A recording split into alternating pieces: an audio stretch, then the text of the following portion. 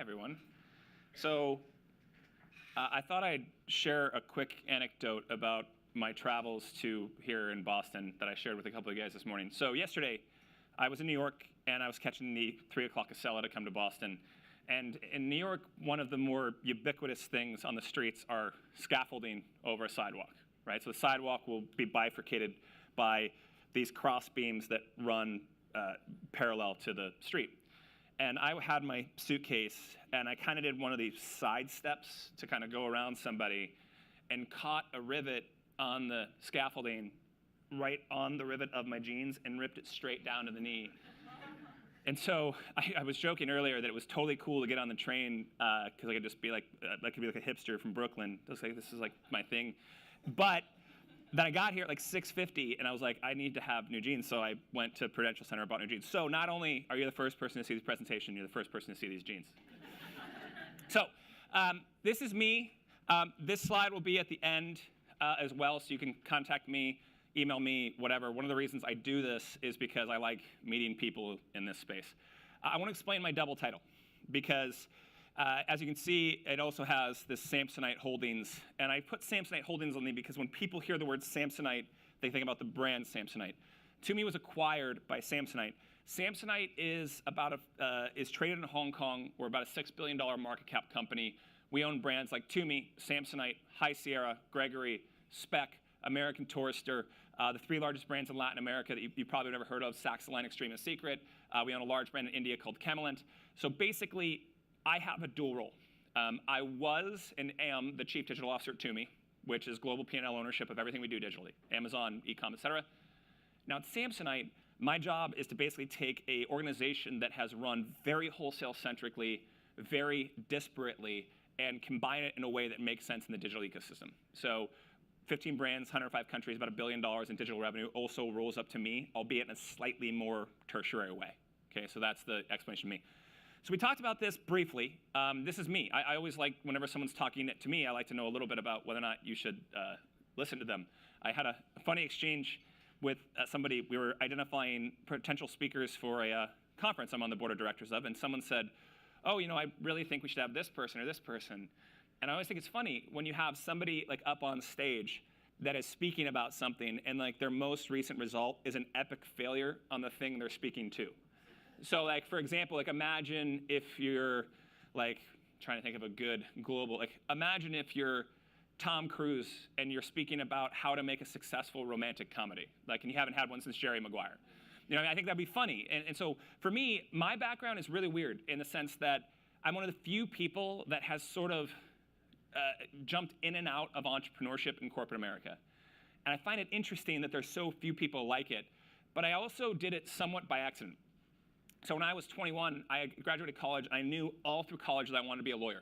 That's what I wanted to do. I loved doing stuff like this. I loved debate. And then I was on a vacation at a all-inclusive in Mexico, and I was at one of those things where you have a swim-up bar, right? You jump out of your hotel room into a pool, and you kind of serpentine to a bar. And when you're at an all-inclusive like that, you get to know the same people, right? Because you're all there for a week. You're all at the same bar, and you just kind of get to know people. And this one guy had the exact same routine I did. Wake up, go to gym, come back to shower, jump to swim-up bar, have a drink. And he and I would sit next to each other, and so inevitably you talk up conversation. And I had just gotten accepted to do my JD MBA at Northwestern. And so being a 21-year-old full of hubris, kind of puff out my chest and tell him, yeah, I'm going to go to Northwestern and get my JD MBA. He's like, oh, do you want to do business side or law side? I'm like, oh, I want to be a lawyer. He's like, I'm a lawyer in Chicago. And he grabbed my arm harder than anyone ever has, and he goes, do not become a lawyer. It's a 100% true story. And it was enough that I was like, okay, my LSAT's good for 5 years. My acceptance is good for 3. I'm going to go do something else. So I was a statistician by education, some sort of weird hybrid degree of mathematics, marketing, finance. And so I took an analyst job at a $1 million in revenue company called housevalues.com. Now, in the year 2004, housevalues.com was a really innovative idea. If you were to look at their business model now, it is so archaic, right? It was a lead gen company that basically was, hey, we'll tell you the value of your home. Sign up for this information. What you didn't know, it was basically a way to sell those leads to real estate agents and have them call you. In a world of Zillow and Trulia, that seems really weird. Well, in the 18 months I was there, I started with a budget of $100,000. We were doing $1 million in revenue. Flash forward 18 months later, we IPO'd for $100 million. We did $100 million revenue. We were spending $30 million a year on Google. And that was just a happy accident. And so now, we've just IPO'd a company, which I was part of the leadership team of. And I was like, well, that was easy. But this digital advertising thing, like the big thing I did at House Value is I came in bright-eyed and bushy-tailed, and I didn't know anything about it. I saw their goals. I saw they were spending a bunch of money on TV and radio. And I'm like, well, there's this Google thing, right? And I can actually raise someone's hand who said, I'd like to buy a house in Harrisburg, Pennsylvania, as opposed to buying a TV ad in the country and hoping things filter in Harrisburg, Pennsylvania. So I was like, this seems obvious. Like, I'm going to go start an online advertising agency. And like, I got a phone call, and it's from my TV agency at housevalues.com. They're like, hey, we'd like you to move to Los Angeles and start an online division of our agency. I'm like, perfect. So I went there, grew it to about $200 million in billings in 2 years, and then we sold that. And so now I'm 25, and I'm unemployed, and I have way more money than I thought at 25, and I'm living in Los Angeles, and I'm like, okay, I like it down here. It's way drier than Seattle. I'm going to hang out for a little bit. And then the CEO of Lucky Brand called me. He's like, hi, I got your name. I'd like you to build the e-commerce team. And so my whole career, I chased exits. And my last one was a CEO of a company called The Line. The Line's a luxury women's fashion brand. I sold the business after 3 years, thought about doing a startup again, and I was like, you know what? I was just telling Kathy, the gatekeepers of the world are such that if you want to be, and what I want to do is if you ask me like my dream job, it'd be like the CEO of a sports team or Nike. I always grew up an athlete, so I'll just throw that as an option. Those jobs have gatekeepers of like this recruiting world, right? You've heard the names, Egon Zehnder, Korn Ferry, Spencer Stewart, whatever it may be. They see this resume and they see a flake, right? They don't understand that I've been kind of trying to sell businesses and just been checking off the goals as we went, right? So at TPG Capital, they put me at a company called Shift Nutrition. They bought the business for $400 million. We sold it for $1.4 billion 14 months later. Check the box. That's what we were there to do. But in a resume context, it's came, left 14 months later. Came, left 3 years later. So I said to myself, I know what I'm going to do. I'm going to get a chief digital officer job at a big publicly traded company. I'm going to stay there 3 to 5 years, and then everybody will understand me. And so in January 2015, I joined Tumi, and 4 months later, we were acquired. So it doesn't really matter sometimes, but fortunately, it's all worked out because now I'm at Samsonite. But I say this because hopefully for me, my context is a bit more mixture of entrepreneurial as opposed to just corporate speak, and it'll be a good mix of tactical and strategic. So that's my story. All right, so this is what I inherited at Tumi. I bet a lot of you that are on the brand side, or maybe even the agency side, or maybe even whatever, have these sort of problems, which are you do not have a data center. You're doing, this is a classic cautionary tale within digital advertising. Hey, we have to make more money. Let's solve problems with a promotion. Okay, these streets are littered with companies that have died a slow and painful death, or maybe a slow and painful devaluation. Top of my head, Coach, Kate Spade, J. Crew, every multi-brand retailer on earth. They've all made the same mistake, which is we have to make more money, 20% off, 25% off, 30% off. The next thing you know, you have no more percent off to give. And inevitably what happens is there's this revenue relationship and there's this margin relationship until revenue follows. And at that point, there's no turning back. I have so much respect for the team at Coach, or I should say Tapestry now at this point, artist formerly known as Coach, because they came out to their shareholders about 2 years ago and said, the next couple quarters are going to hurt, but we've got to fix this. I have so much respect for that because there is no way to fix it without ripping the Band-Aid off. And you know what? The customers aren't going to buy for a little bit because you've conditioned them. So that's a really common problem. We didn't have a compensation alignment at all. I always make this joke, so if you've heard me present before, you probably heard me say it. When I was at Lucky Brand, I was compensated on e-commerce revenue, okay, and e-commerce margin. And so I said to the CEO, which ultimately was like the beginning of the end for me at Lucky Brand, I was like, hey, can I take the store locator off the website? I'm not incentivized to have it on there. It's hurting my business. That's stupid, right? That's fundamentally stupid. But if you don't align incentives, we're all very simple lizard-brained people when it comes down to it. And I really believe that that's important. Like, I believe that you have to be aligned. So me, the head of retail, the head of wholesale, we're all bonus on the same thing. That's important. The CEO, CFO, CMO, all bonus on the same thing. That was not the case before I joined. Brand digital offline, sort of a redundant thing. Compensation, what we were doing, we didn't have the same goals.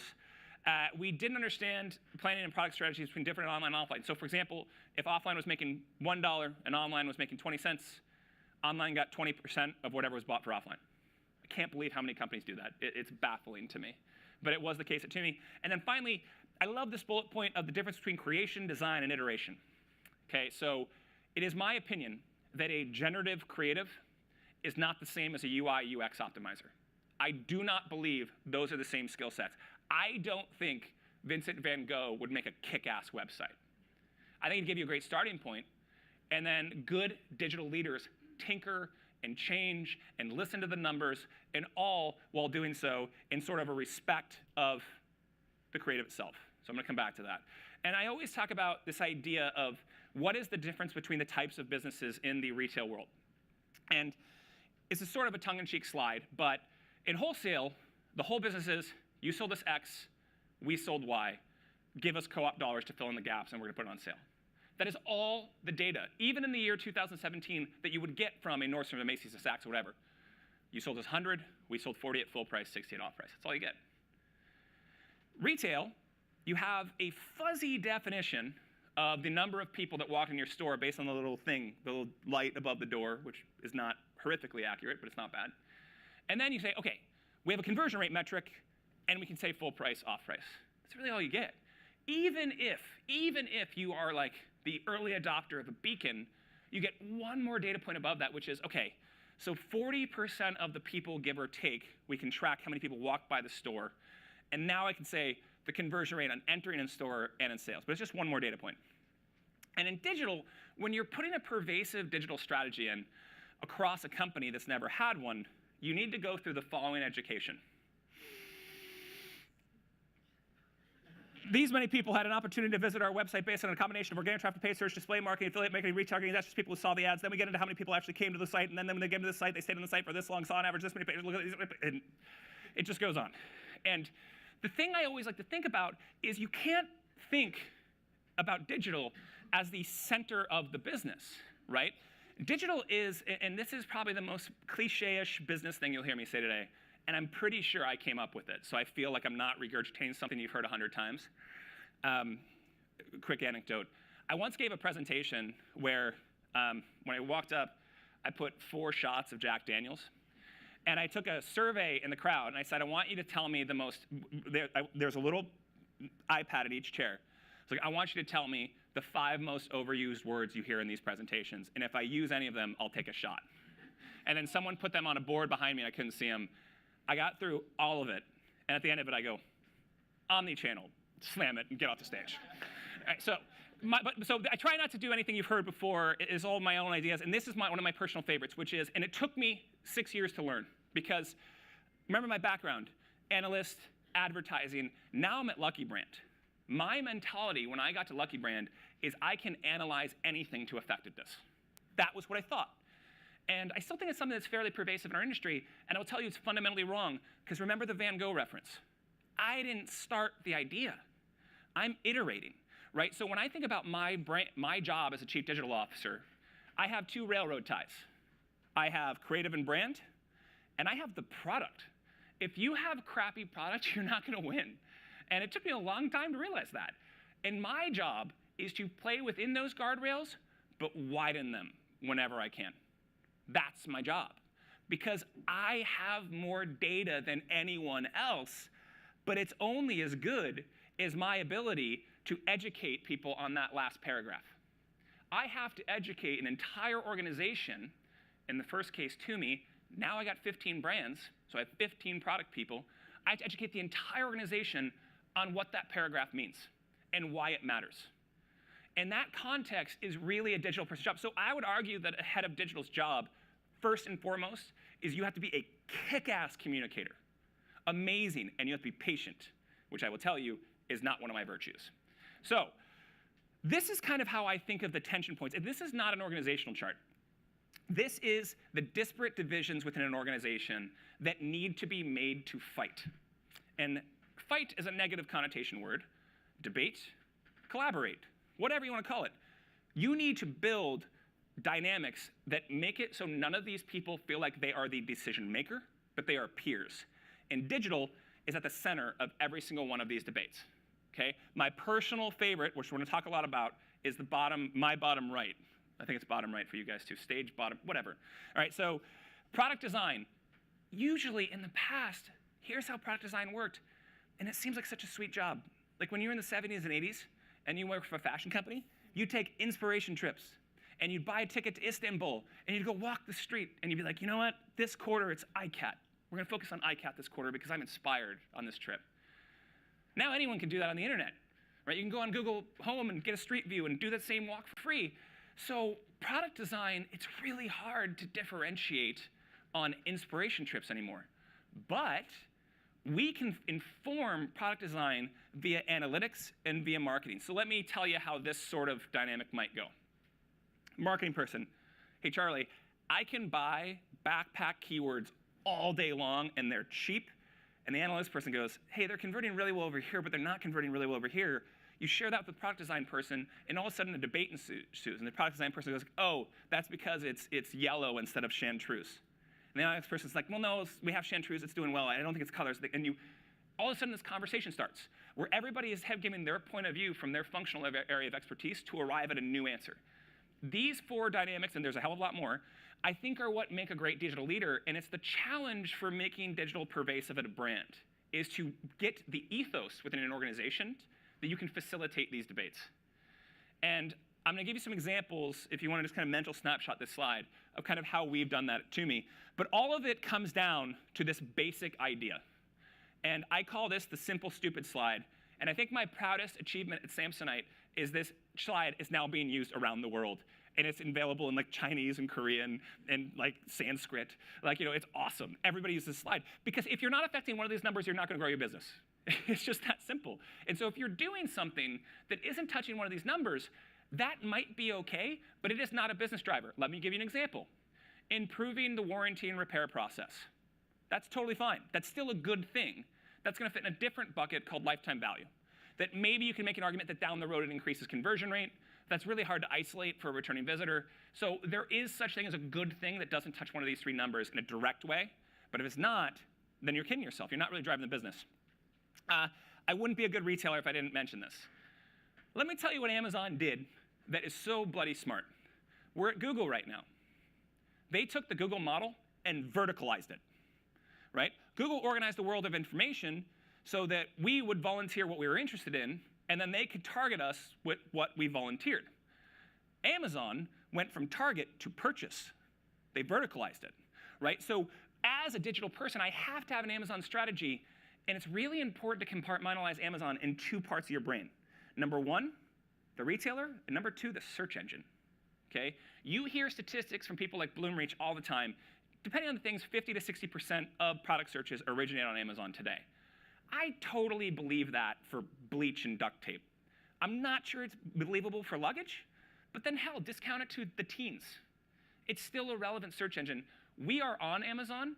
I will be the first to say it wasn't my idea. It was before I got here. If I could wipe the slate clean, would I be on there? Probably not. But now that I'm on there, we do certain things like they only get about 40% of our product catalog. We treat it like a search engine. And this year, one of my proudest achievements is that my Amazon business is flat. I don't want to grow it. I want to be there. I want to represent Tumi as a search engine, but not necessarily give people an excuse to use Amazon as the retailer. So I put this slide in there because any digital strategy, you have to have an Amazon strategy. And if your strategy is we're not going to be there, then I would say you are now a full-time job. You're a lawyer, and you are suing people who are unauthorized access to give your brand on the marketplace on Amazon. Fun fact, we sue about 3 people a week, honestly. So that's an Amazon strategy. I'm a retailer, and now I really wish I would have gotten that law degree. All right, so the last thing a brand, I think, before I get into really specific examples about Tumi, I want to talk about after-sales service really quick, because digital strategies, I like to think, are so front-end, and I'm going to, this is my own fault here. So our first year, at the end of our first year, Tumi.com has just crushed it. It had shrunk 17% the year before. We're going 35% top line, but more importantly, we're going 120% bottom line. We're patting ourselves on the back. And my new CEO, who came over from Samsonite, the CEO of Tumi, left when he sold the business. He's like, Charlie, you know, great job. How's our customer service? I'm like, I'm sorry, what? Because you're just so focused on digital marketing, UX, UI, checkout optimization, how do I drive top of funnel, bottom of funnel attribution. All of these things are the conversations that happen in our companies. How often do you look at phone logs? Or you look at warranty claims? It's just kind of in our nature that we're so front-end based. And ironically, in a world of Amazon, JD, Alibaba, Lazada, Zalora, Zalando, Zook, Mercado Libre, Falabella, like these are the biggest websites around the world. Here's their business model. Get as many products as possible on the website, get as many people as possible on the website, make them buy as many products as possible, cross your fingers for 30 days that they don't return it, and then forget about that person for the rest of their lives. And this is a great opportunity for us. For brands, it is the greatest opportunity we have because now, 30 days and onward, it is my job to give them a reason to come back to me as opposed to one of those places. And so year 2 of my Tumi/Samsonite journey, we've gotten pretty good at this stuff. We've gotten pretty good about customer service. Let me tell you one ultra small tactic that is so bloody intuitive, and it has made a massive difference. So anybody in this room has had this experience happen. You buy something. Let's say you bought something right now. At about 4 p.m. today, you'd get a shipping tracking notification, and you'd click on the tracking notification, and it would say, we can't tell you where this is until tomorrow, and we can't give you a date. It's happened to all of us. It's infuriating, because the way FedEx systems work is FedEx systems, that first connection has to be made. It has to leave the warehouse and get to the next distribution center, at which point they do an estimate. That's just how their systems work. We partnered with a vendor that basically layers a little bit of predictive analytics that you get a branded trip tracking notification with a real date on that first tracking notification. Our calls reduced by 25%. And all we did was make it so that one little handoff was a little smoother.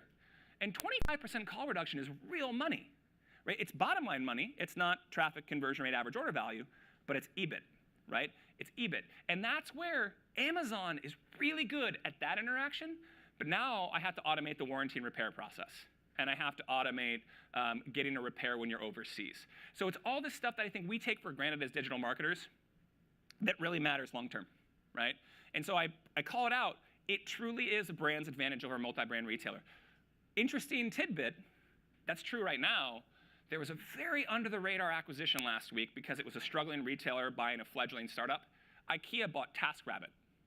And I think that's a really good example of, could Amazon get in the long-term warranty business? Sure. So differentiate yourself now. All right, so some real examples of digital driving Tumi. This is a really kind of benign thing, but I think we do something pretty special here. We have an in-store clienteling system that has all the data. So imagine warranty and repair, customer service, what you bought, what emails you've opened, online, offline, all that stuff. Okay, that's your table stakes. What we do is we use kind of programmatic online tendencies to drive offline behavior. What does that mean? On Monday morning, you're a store manager. You come to the store, you open up an iPad, and the iPad pops up, call these 10 people, email these 10 people, text these 10 people about this thing. I'll tell you my favorite true story about this example. We're beta-ing it. We have it in our Oculus store in the World Trade Center. We asked the store manager, who's your best customer? And he says, it's this guy. We pull up this guy's profile, this email, it pops right up, and right away, the guy's really impressed. I'm like, well, hang on. So we go through his emails. It's a mail. It's an important detail in the story. So he's opening emails, received email about men's briefcases, didn't open it. Received email about men's jackets, didn't open it. Received email about women's floral print, opened, clicked, spent 4 minutes on site. Received email about men's luggage, didn't open it. So I'm like, call the guy and offer him a women's discount. Let's just see what happens. Sure enough, he was in the market for a present for his mom. Okay, there is no reason that process has to be manual. It's just a programmatic, it's the things we do all the time. When you buy on GDN or when you buy on Facebook, you're raising your hand and say, I'm interested in people that are currently shopping travel websites. Why not give the people in stores that same information?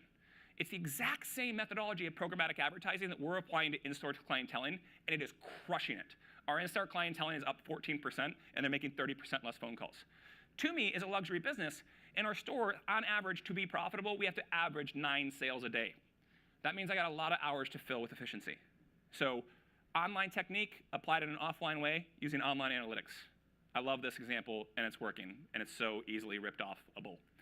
Okay, so a couple of quick ones. My top left one is such a classic, fun digital marketing. So I met this guy, and I really want to go to this warehouse because I think it would freak me out. He basically has a warehouse full of robot hands holding Pilot G2 pens, and they can write true handwritten notes with robotics. What do? I hear this, I'm like, that's great. What I'm going to do is I'm going to put handwritten notes in half of our first-time buyers' boxes, and the other half aren't going to get it, and I'm going to wait 6 months and see if it has any effect whatsoever. on email open click behavior, on repurchase rate, on warranty registration, and we're doing that now. That is the digital marketing 101. I'm running a marketing A/B test, but I'm using the shipment. Will a handwritten note, something that for all the artists or generative creatives in the world, they'll be like, of course it's going to make a difference, right? Well, let's not guess. Like, rule number one of digital is never guess if you don't have to. Sometimes you have to, but you don't have to. So love that example. I'll let you know in about 4 months whether or not it worked. Talked about some of the other stuff, about kind of warranty repair, returns reporting, decreased phone calls. Gifting, I don't think we have the UI down right now, but we partnered with a vendor called SmartGift to do a kind of a unique take on gifting. The basis of it is we can now buy keywords for people that are in gifting. That's your marketing top of funnel. And then we can move them down the funnel. And if you decide you want to buy me a gift, right? You say, and in your head, we don't publicly say this, but here's what happens when you buy a gift. You say, all right, I'm willing to spend $300 on Charlie. What do I think Charlie likes? That looks about right. And then you send it to Charlie. Okay.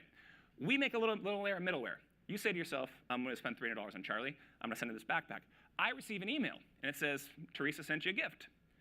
I get a little email that has a little cute little package with a ribbon on it. You rub it off with your finger, and it unveils my gift. And it says, or do you want to change colors? Or here are some other gifts that cost the exact amount. So you're happy. You're in your parameters. I'm happy because I'm getting exactly what I want. And Tumi is really happy because return rate and lifetime value just went down and up respectively. Simple things that as marketers, we think about driving stuff to the website. We don't necessarily think about the end experience, but they're linked. Remember the tension points. Quick one. This is a bag. This bag in itself is a $5 million business. And I mean literally that black bag. We sell $5 million a year. What we saw through analytics was that virtually everybody who bought that bag was browsing our leather stuff before it. Virtually everybody. But they'd buy that one, which is made out of nylon. So what we do? We made it in leather. And we made 30 of them. And we put it online. We said, hey, this is an exclusive bag just available online. They sold out in 8 hours. 13,000 people opened that email. We made more of them. We put them in the stores where the 13,000 people opened the emails and said, now they're available in store for just for you in your local store. And they've sold out of them. This bag is now a $2 million business. Took us a year, right? So there will be misses. There's a really quick data point in there that I said very fast, which is we made 30 of them, right? So if we fail, it's not a big deal. It's just really not a big deal. There's a venture capital term, which is lower your cost of failure. That's what we did. And it's inspired some pretty cool stuff. And I'm going to show you a video really quickly that'll tell you a little bit more about how it's inspired us to think even more from a branding perspective.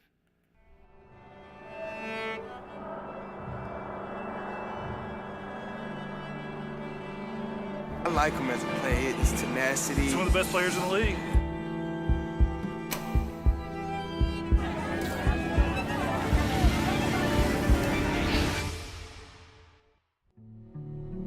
Home. Home is where my journey takes me.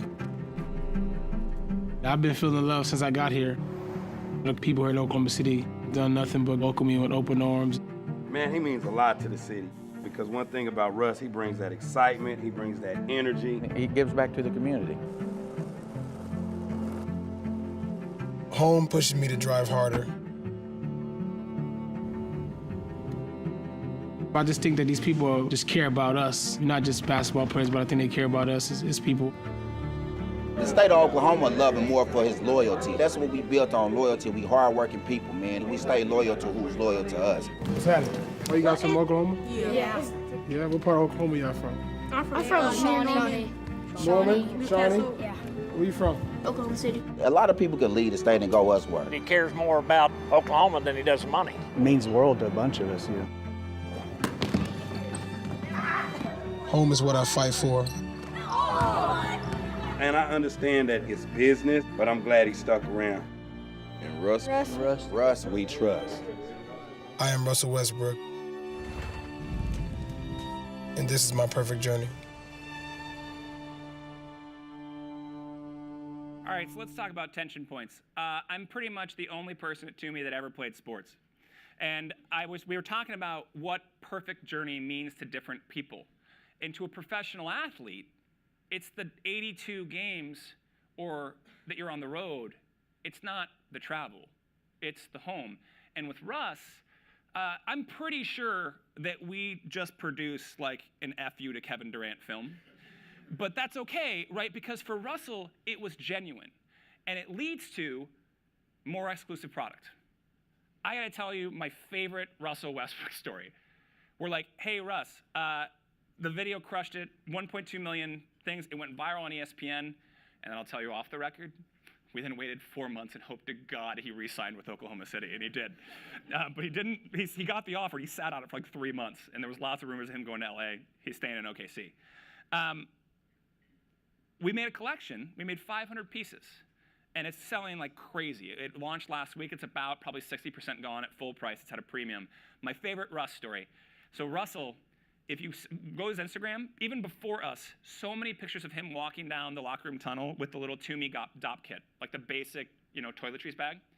We're like, hey, Russ, we want you to design a collection. He's like, great, but don't change this thing. It's perfect. We're like, okay, but you can change it a little bit. He's like, no, you can't.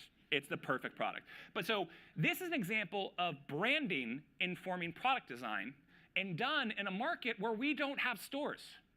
We do not have a store in Oklahoma City. We damn near don't have a store in Middle America. So you can get creative about how to touch different people with a digital strategy that started with a branding mission. That video has crushed it. And Russell was the perfect person for us, even though he wasn't in a major market where we had cities. Another quick one. There is so much behind this email, which is, hey, take an extra 20% off already reduced styles. It's like the stupidest email on earth, right? Simple, stupid.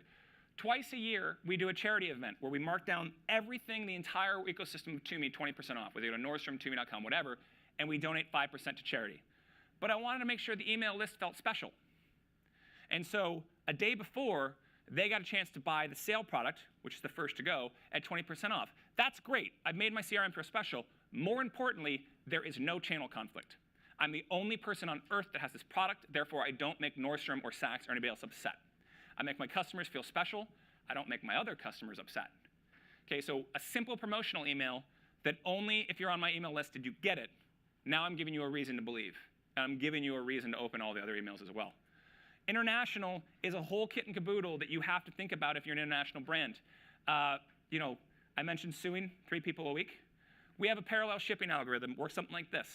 So if those don't know what parallel shipping is, chances are if all of you, if you're an international brand or you're a brand of any size at all, if you downloaded all of your transactions for the last year and then just pivoted them based on how many orders per shipping address, you're going to have an address in Delaware or Oregon with like 500 orders. Why? Because Delaware and Oregon have no sales tax. And so there's businesses that set up there called freight forwarders that me in China can order, have you ship it to a US address so it doesn't raise any hackles, and they send it off to me in China. We actively find any shipping address with over 10 orders and manually review it. And then if it's freight forwarder, it's not hard, by the way, folks. Copy, paste shipping address into Google. It'll be like, ship to Seoul, Korea. That becomes blacklisted. You can no longer buy on that. That's what we have to do to protect our brand globally. So again, thinking about the effects of your marketing further down the funnel. Life was pretty easy. And then we got bought, right? And we're crushing it, and we get bought. We get bought for, I think it was $1.8 billion. We were being publicly traded. This changes the game for us because now I have more data, right? So I was talking to a lot of you in the hallway about what can I do as a portfolio that I can't do as a brand. If you think about the start of your buying journey, if you type in the keyword luggage, I know so little about you. And let's be honest, 5, maybe 10% of those people will ever buy Tumi on that transaction. We're premium good, right? But if I can make a data warehouse that allows me to serve the right brand to the right person at the right time, now we're talking. But what about Amazon? How do we get multi-brand data? Well, you buy one. So remember how I said Amazon verticalized their ecosystem? So did we, right? eBags is the largest premium travel retailer in the world. We acquired them in May of this year. I like to say that this was my first shot as global e-commerce operator at Samsonite. Now, all that things I was saying about marketing each brand, now I can say, they don't want our stuff, sell them North Face. So we have kind of tried to make sure that we can insulate ourselves in a way that makes us relevant to as many human beings as possible. And for me, this is the biggest tactical win. And one of the things I've heard about y'all as an audience is that you really dig tactics. My last slide is I thought I'd give you some couple that all of you should be doing, and if you know them all already, then good for you. So channel conflicts, terms and conditions. If you want to sell our product online, you sign something that says you will not distribute on Amazon Marketplace. You have to have a bid to position to strategy on Google. And if you ship it internationally, we're taking all your products away the next day. You will not break price. It is amazing, amazing how many people you filter out of the conversation very quickly that don't want to work with you anymore. And you don't want to work with them, especially if you're a premium brand. ISP gauging of email delivery. If you guys don't know this, that ISP at Gmail, at Yahoo, at Live, at AOL, whatever, all of them have different spam filter rules. If you have a Gmail account, go open your spam in the next couple of days. You're going to see some big brands in there, man. You're going to see Nike, you're going to see Delta, whoever it might be, whoever you get emails from. Because Gmail is basically doing an automatic algorithm behind the scenes. And I'm butchering what it really does, but here's what it does simply. Let's say you send 1 million emails to Gmail. The first 1,000 have to reach some open rate during some time, or they all go to spam. So you have to be monitoring your email delivery by ISP. And if your ISP delivery for one is substantially below the others, it still won't count on your deliverability report. Your deliverability count will be 99.9%. But you then have to say, OK, I'm only going to send the people on Gmail who have opened 5 of my last 6 emails for the next month. And you have to have that discipline to get back in the good graces of an ISP. And honestly, I wish I could tell you what all the different algorithms are. All I can tell you is that they are different, right? And you have to be very careful about all of them. Kind of an email 101 thing for me. Cross-device attribution, very important thing. Mobile conversion rate is still around 1/5 that of desktop. Therefore, it's not important, right? No, it's really important. You have to be able to track the cross-device attribution and get really good at it. DMP is a pretty good way to do it. I'm not sure there's a better one. I'm open to ideas. Frequency cap based on diminishing return. This one drives me batty, right? If you look at any single open rate report so here's click-through rate, here's number of ads served. It goes like this. And you have to find this point, right? Stop serving ads at that point. Just stop. And you have access to the report, but no one ever looks at it. The 3-legged sweepstakes. I was once asked, hey, Charlie, what is the marketing technique you use that makes you feel a little dirty? For me, it's the 3-legged sweepstakes. Tumi, Starwood, and Alexander Wang have a sweepstakes together. Enter here. I get access to Alex's email list and Starwood's email list. They get access to Tumi's, and we all may get more emails. They just work. They work really well. I was once on an advisory board of a company called Outdoor Voices. Outdoor Voices' cheapest product was $50. It was at, call it 60% margin, which means they had $30 to work with. So they sweetened the sweepstakes by every single person that entered got a $20 gift card. Conversion rate was 6%. Right? So these are some of the basic things. Depending on how promotional you're willing to be, they work really well. Video, oh my gosh. If there was something I was wronger about when I joined Tumi, it was cheapening the effectiveness of video, right? And frankly, remember those tension points, I needed my brand partner to set me straight, right? Because what we've seen, when you run video, the largest place is YouTube. YouTube runs directly with DoubleClick. You can get that attribution, then you can move them down the funnel for search retargeting. It just crushes it. But it doesn't crush it if you're not evaluating video the right way. The other thing I would say about video is we shortened our product videos on the website from 1:20 to 42 seconds, and completion rate doubled. Okay, so short is better, unlike my presentation. Finally, AMS. I'm in the Google building, so if I get struck by lightning in the next 30 seconds, you'll know why. AMS on Amazon is basically Google AdWords in 2007, right? You can bid on competitive terms and they're cheap. You can bid on unbranded search terms and they're cheap. One of our principal competitors in the premium space is called Rimowa. Rimowa is owned by LVMH. They do not have a direct consumer presence in the United States, but people still search for them on Amazon. And if you type in Rimowa, you'll see a big Tumi ad. It's really not replicable on Google. It's just too expensive.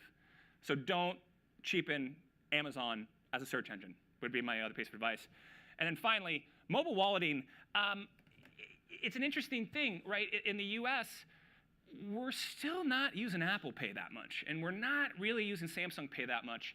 And yet, most smart people think cash won't exist in China in 2030. Just let that settle for a second. In the next 13 years, China will not have paper money. And that's just because the adoption rate of Baidu Pay and WeChat Pay and Alipay and Apple Pay and Samsung Pay. So I'm not telling you it's going to happen in the United States, but I'm telling you the people that are using it are tech-savvy, affluent people right? And so the way that you can advertise via the mobile wallet, people are self-identifying in a different way, right? We talked about people self-identifying on Google and on Amazon.